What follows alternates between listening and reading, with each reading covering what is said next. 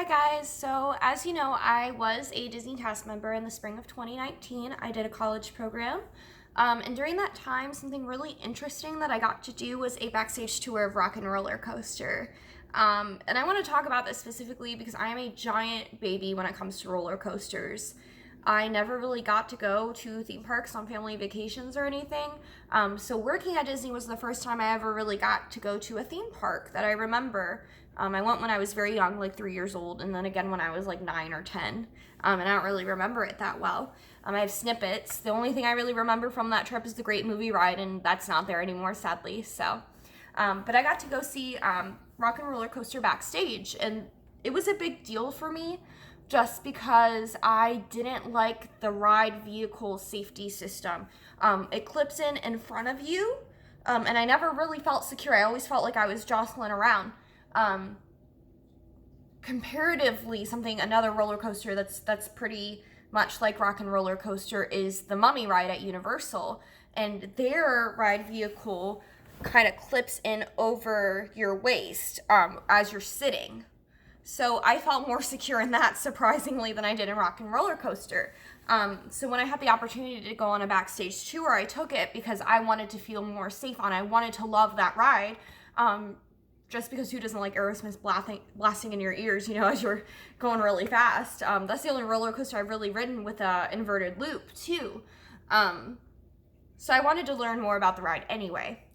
So we go early in the morning with me and my other cast member friends, and it's empty. Hollywood Studios is empty. We go in. They go through the pre-show. We actually got to go into the recording studio that the pre-show is on, and I got to see all the instruments and things and all the Easter eggs scattered around, and then we went inside of the ride. Like, you can stand. I know it's really dark when you go in. If you've ever ridden it, what I'm describing probably isn't going to match up to what you experienced, but we got to go on the bottom level on the floor and look up at the tracks, which is really cool because nobody gets to see it with the lights on. So we got to see it all with the lights on, and it doesn't look like it feels when you're riding it. The cutouts seem kind of corny even, but you're going so fast that you don't notice it. That being said, a cool tidbit I learned is that they put one of the aliens from the Great Movie Ride in the ride to where it was facing people as they went forward, but it goes so fast that nobody noticed it except for the Imagineers that work in the building and the cast members that work in the building. So I got to hear that. I didn't get to see it because they moved it. But it really gave me more confidence in the safety protocols that Disney goes through when operating their rides.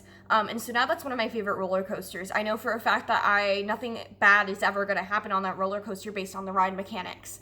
Because I got to see one of the cars up close and have them explain to me how it works, because I mentioned that this ride always made me a little bit hesitant.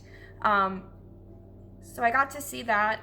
Each one of the license plates, fun fact, is a different song by Aerosmith. So yeah, I got to see it with the lights on. I got a little bit more confidence in the ride, and now whenever I go to Hollywood Studios, I have to ride the ride. I can't just go to Hollywood Studios and not ride it. So